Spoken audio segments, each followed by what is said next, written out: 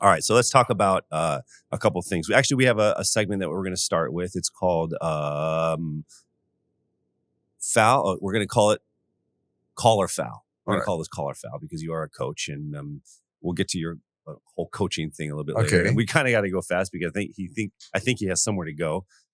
So what we're going to do is we're going to flash some things here on the screen, and you're just going to have to call it, whether it's a call, which is you approve, or a foul, which is you disapprove. So we'll go with this one. Okay, so how about, because there are things that in basketball, there's like a respect rules, right? There's things that you do, and not only in basketball, but I think in business and just in general. So let's say a rookie taking the last shot, even if there's a veteran on the floor, call or foul. That's call for me. If the rookie's good. Now, if you're a bum rookie, you're not playing much, then yeah, definitely a foul. But if you're a superstar rookie and you're playing well, I have no problem with that. And to be honest, we encourage that.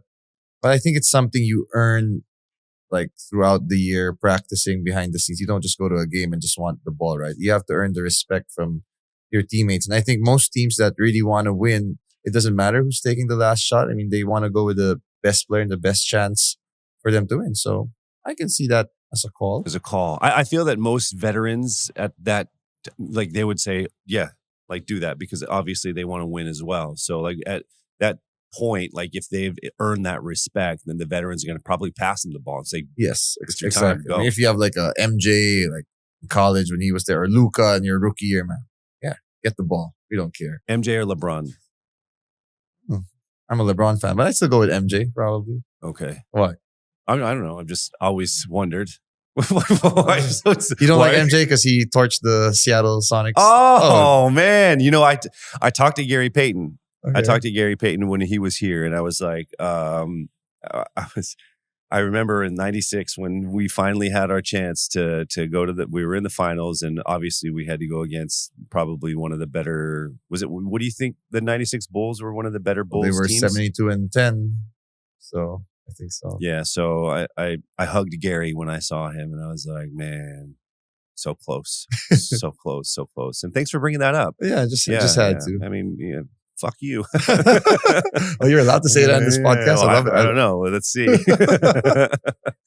All right, next one. A player showing up late to practice, but still expecting to be first string or just start. Call or foul? Definitely foul. I mean, there's no way you are late to a professional gig. Okay, let me just. I was late. Okay, I was late today. I had all kinds of excuses, and I was like, I come from so far. And Charles goes, "You just live in Taguig," and I was like, "Well, it's your show, so I can't really complain, right?" You can totally complain, okay, yeah. But no, to me that's a foul. I mean, most teams are really strict about their time, but you'd find actually that I've coached a lot of stars, like even these NBA caliber players.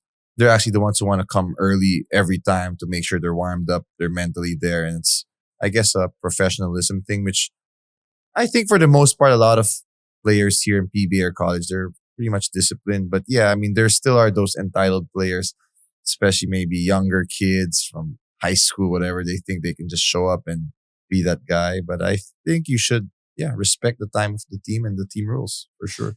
Have you dealt with some of those type of players? There have been some, but at least when if they're late with no reason, then you just get them off the bench, right? I mean, I think goes without saying. But there have been some that, I guess if it's a really big game and it's valid, like I remember like in my brother's team when he was at the PBA, there were times the traffic was so bad, the players had to take at that time, I don't think Angkas was a big thing, right? Yeah. In EDSA, but they'd get off their car and just take a bike to go to Araneta. So I'm like, I guess there are some unforeseen circumstances that you might excuse, especially if it's a championship game. And I'm like, for that little thing, all right, man, we got to win. Yeah, sometimes that takes. I'll get mad at you later. Yeah. Yeah. But I had a coach in high school where if you're late even a minute to the bus or whatever, you're not playing till the second half. So there are some coaches like that. I guess some discipline on that coach's side also, because I mean, sometimes a minute late, even your Yeah, star no, player. they're like really anal about it, right? Really strict. Yeah. Okay. But you haven't had to deal with, I mean, you're coaching college students now. Like do you have to deal with any, attitude problems? Yes, with players, there have been attitude issues that we've had to deal with. But that's a good thing with college. At least you can still kind of control them. In the pros, it's a bit harder and trickier, right? I mean, but it's manageable. It's manageable so far. So far, yeah. All right. How about a commentator openly cheering for their alma mater during a broadcast? Is this call or foul? That's foul, definitely. Is it? Yeah. People don't do that? Well, when you're working for a network that's supposed to be unbiased, yeah. But I get like in the NBA, you have a Laker network, Clipper network, I don't know, whatever home team and their network. Yeah, you can be as biased as you want, but when you're supposed to be for, I don't know, TV5 and in the UAP, you're not supposed to at the very least. But it doesn't happen. Like you don't hear, let's say maybe broadcast in the States. Let's say if, Shaq is talking, does he ever like kind of favor the Lakers? They kind of do. I think like Reggie Miller would be bashed a lot when he was doing games because, obviously for the Pacers. But I didn't find it was too much though. I'd say when you say openly cheering, it's a bit of a different, like it's so obvious. They try to have subtle hints, I guess. Yeah, I think it's a bit of it's a hit or a miss because like, let's say someone like a Reggie Miller who's synonymous with the Pacers, it's hard for him not to root for the Pacers, and then it almost becomes part of the whole show. Like your other hosts are going to be like, "Oh, Reggie, this is something you remember when you played these guys," and then it also becomes part of the entertainment. Makes it fun too. Yeah, I get your point. Okay, you're making me think twice, but right now it's still a foul. It's just funny though. Like Boom Gonzalez, and he's like one of the best anchors to me, and he'd tell me, I'm from UP, but I'm getting bashed left and right by every school. I'm biased for Ateneo. I'm biased for La Salle. I'm like,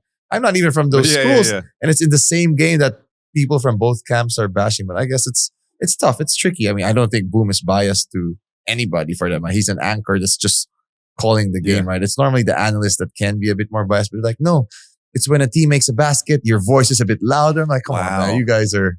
I don't know. Is that seen more in college ball or college ball more? For sure? I mean, really, most of the fans are college ball fans, right? I mean, PBA teams, it's pretty much just Ginebra and San Miguel that have fans. That would get upset. Yeah, that have fans. Yeah, pretty much. I mean that have vocal fans like vocal that. Fans. Yeah. All right, the next one. A reporter asking a player about their love. Okay, so the next one is a reporter asking a player about their love life right after the game. This is a call or foul.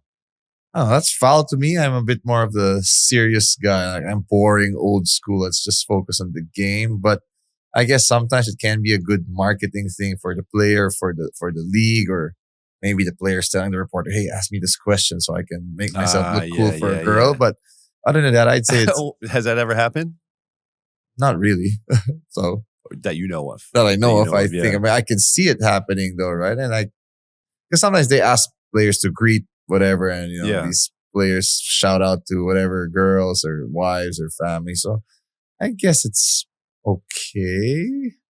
Maybe depends on the scenario. Like I wouldn't want to ask that in a championship game when you want to talk about the game and the emotion. You're asking about the dude's love exactly. Life. So you oh man, it was you guys are down by 2 at the half. So how's love life? Like that's foul. I'll say that's foul. That's foul.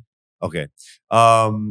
Next up, a player we're in the age of social media and we actually happen to be, probably airing on social media right now. How about a player vlogging during team travel? Call or foul? I'm okay with that, to be honest. I'll call it.